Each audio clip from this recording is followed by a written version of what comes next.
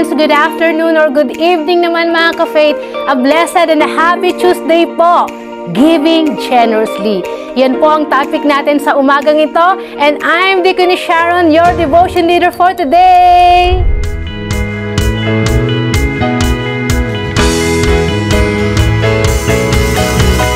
Umagang kay ganda si Jesus ang kasama. Umagang kay ganda si Jesus ang kasama. Umagang kay ganda si Jesus ang kasama. Kasama na si Jesus ang kasama na.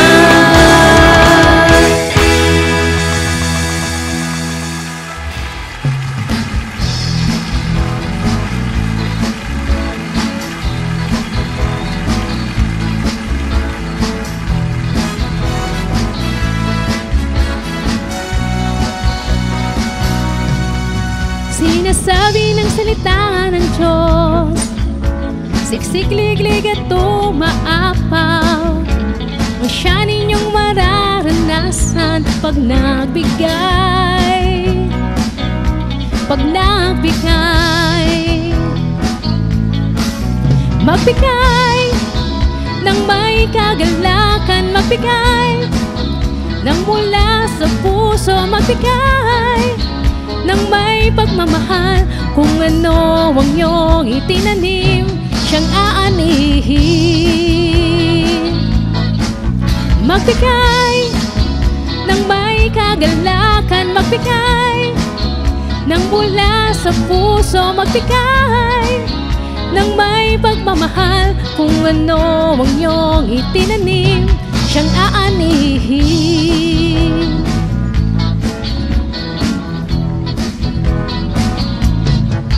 Sinasabi ng salita ng Diyos, siksik-liglig at umaapaw, siya ninyong mararanasan pag nagbigay. Pag nagbigay, magbigay ng may kagalakan, magbigay ng mula sa puso, magbigay ng may pagmamahal. Kung ano ang iyong itinanim, siyang aanihin. Magbigay ng may kagalakan, magbigay ng mula sa puso, magbigay ng may pagmamahal. Kung ano ang iyong itinanim, siyang aanihin.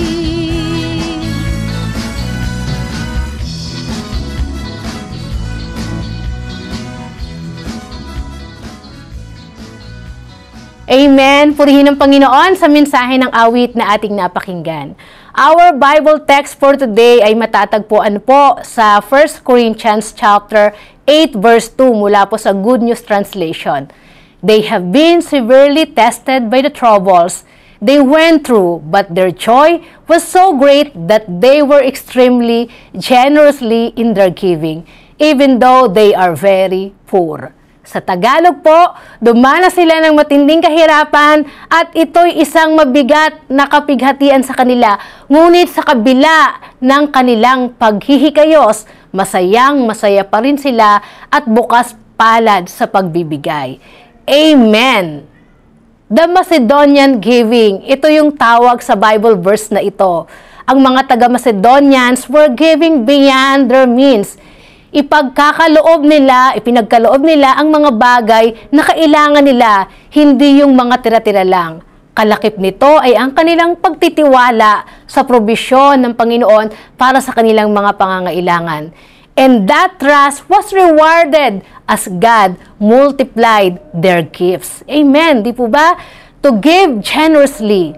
Ito ang inaasahan sa atin bilang mga Kristiyano, bilang mga mabuting katiwala.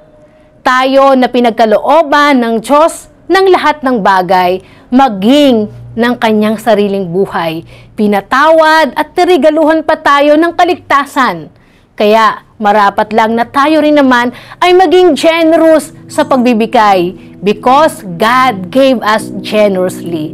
Hindi tayo pinagdamutan ng Panginoon, kaya marapat lang mga kapatid na sa ating pagkakaloob sa Kanya, we give generously. Sa lumang tipan po ay mababasa natin ang kwento ni Jacob patungkol sa pagkakaloob ng ikasampung bahagi o tinatawag nating tithe or tithes offering. Si Jacob ay nagpapasimula sa kanilang journey kasama ang kanyang buong sambahayan nang nangusap sa kaniya ang Panginoon sa pamamagitan ng isang panaginip. Sinabi ng Diyos sa kanya na siya ay pagpapalain. Great blessing in the future ang kanyang mararanasan. Ito yung sinabi ng Panginoon. Kaya matapos niyang marinig ang pangakong ito ng Diyos sa kanyang buhay, he made a commitment to God. Sa Genesis chapter 28, 20-22, yung promise, yung commitment ni Jacob ay ganito.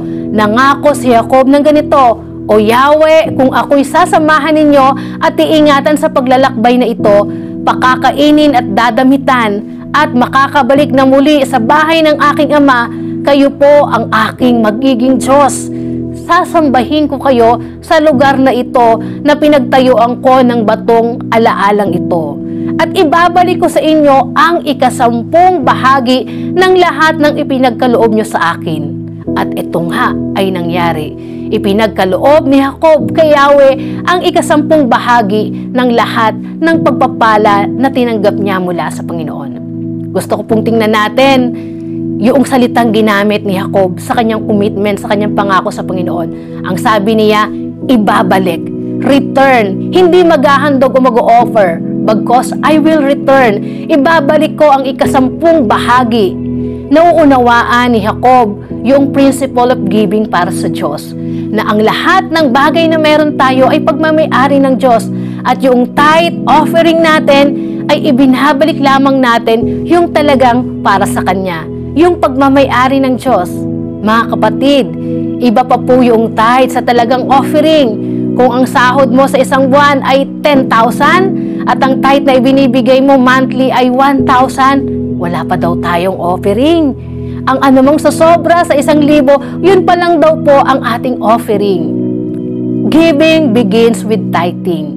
At mga kapatid, tithing is not just about giving or giving the money, it also about our obedience. Ang pagsunod, ito ay may kinalaman sa ating pagsunod sa Diyos at pagtitiwala sa Kanyang mga pangako. Kaya naman ito ay ginagawa natin kalakip ang ating mga pananampalataya. Nagbibigay tayo ng tithe dahil ito ang turo ng Biblia. Nagbibigay tayo ng ating tithe because we trust our God. Marami pang katuruan sa Biblia ang mababasa natin. Gaya na rin ng isang paborito ng marami sa Lucas chapter 6 verse 38. Magbigay kayo at kayo'y bibigyan.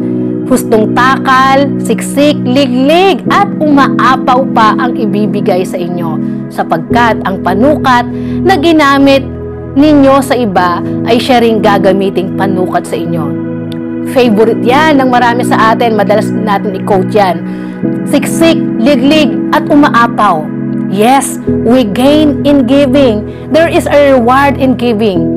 Tama po yan. Subalit kapatid, huwag naman na ang maging dahilan ng ating pagkakaloob sa Diyos ay dahil may inaasahan tayong babalik sa atin na mas doble pa pag nagbigay tayo. Na para bang mag-o-offering ako kay Lord ng 10,000 kasi alam ko papalitan niya ito ng 20,000. Totoong ang Diyos ay mapagpala. He is a generous God. He gives and bless us generously. Pero hindi ito ang dapat na maging motivation natin, na dapat na maging dahilan natin sa ating pagkakaloob. Mga kapatid, our giving must be an act of our worship to God. Nagbibigay tayo bilang tugon, bilang response sa pagpapala ng Diyos sa ating buhay. Nagtatides tayo kasi ibinabalik lang natin ang talaga namang para sa Kanya. Let us give generously, mga kapatid. Huwag nating pagdamutan ang Panginoon na nagbigay sa atin generously.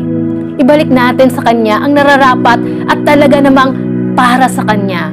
Huwag din tayong mabahala na sa ating pagkakaloob, tayo ay mawalan.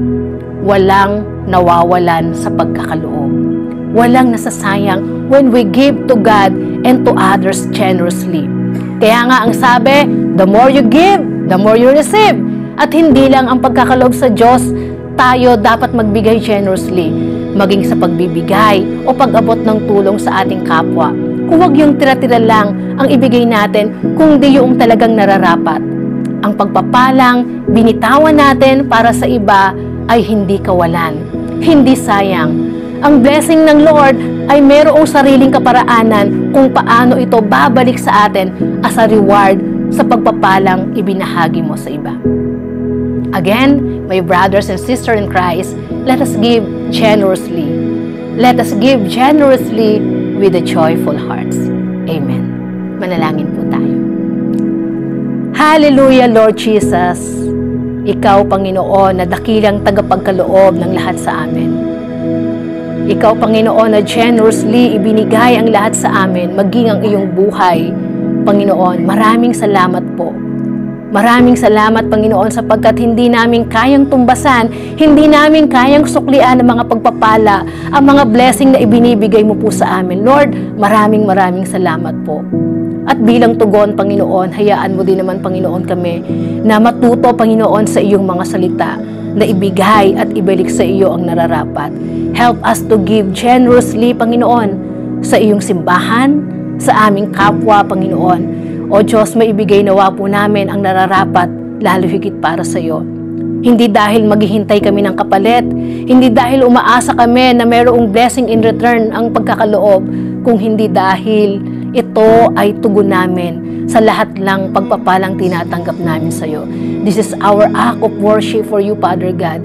Kaya, Panginoon, ang dalangin po namin, matunghayan mo, Panginoon, ang buhay ng bawat isang anak ninyo na sa aming pagkakaloob, Panginoon. Ikaw ang napapurihan, ikaw ang napapasalamatan. Salamat, Panginoon. Patuloy mo po kaming turuan, patuloy mo po kaming tulungan, Panginoon, na makapagkaloob sa iyo ng nararapat, Panginoon. Kinikilala namin na ang lahat ng meron kami, ang lahat ng treasure, ng possession na meron kami, bagamat ito ay pinaghirapan namin, Lord, biyaya ito mula sa iyo. Wala kaming pwedeng ipagmayabang, wala kaming pwedeng ipagmalaki. Ang lahat ng ito ay galing sa iyo. Kaya marapat lang, Panginoon, bilang aming tugon, ibalik namin ito sa iyo na mayroong pagsamba at pagpupuri. Salamat, O Diyos, sa iyong kabutihan. Salamat sa iyong kadakilaan. Salamat din, Panginoon, sa umagang ito, sa paalala ng iyong mga salita. Ang dalangin ko po ang inyong patuloy na pag-iingat at pagpapala sa mga kapatid ko na kasama kong nananalangin sa oras na ito. Nalalaman mo po ang panalangin ng kanilang puso, Panginoon. Kung meron man, Panginoon, mga kapatid na ngayon ay nasa mahigpit na pangangailangan. O Diyos, you are our Jehovah Jireh, our great provider. Katagpuin mo, Panginoon, ang mga kapatid na ito, Panginoon, sa kanilang pangangailangan. Lord, maraming salamat po. Ang inyong pag-iingat ang lagi po naming maranasan. Itinataas po namin sa inyo ang maghapon naming gawain, Panginoon. Ikaw nawa ang mapapurihan, mabigyan nawa namin ng ngiti ang iyong mga labi sa lahat ng aming ginagawa. Sa pangalan ni Jesus, ito po ang aming dalangin. Amen and amen. Amen! Thank you so much everyone for worshiping and joining with us today. At bago po tayo magwakas, shout out sa mga kapatid natin na nagsa-celebrate ng kanilang birthday today. Kuya Ronald Hanaysay, ang ating security guard. Happy birthday po. And ka ate Ena Ruiz, happy birthday po. A happy and blessed birthday po sa inyong lahat. May God bless you and keep you today and always. God bless po. Mga kapatid, muli po kung kayo ay napagpala ng mensahe ng Lord sa atin sa umagang ito, please let us know. Write down your message sa ating comment section and like and share this video para marami pang kapatid natin, kapamilya at mga kaibigan ang makarinig ng salita ng Diyos. At kung hindi pa po kayo nakakapag-subscribe sa ating Facebook, sa ating YouTube account, i-click nyo lamang po yung like, share, and subscribe para lagi po kayong updated sa ating mga ministry. At kung nais nyo rin pong magkaloob para sa gawain ng at ministry ng ating church, nariyan po sa screen ang ating bank account and GCash account. Thank you so much po. Thank you so much everyone. See you again next Tuesday and every day. Ang araw ay gaganda, ang buhay ay sasaya, pag si Jesus ay ating kasama. Bye!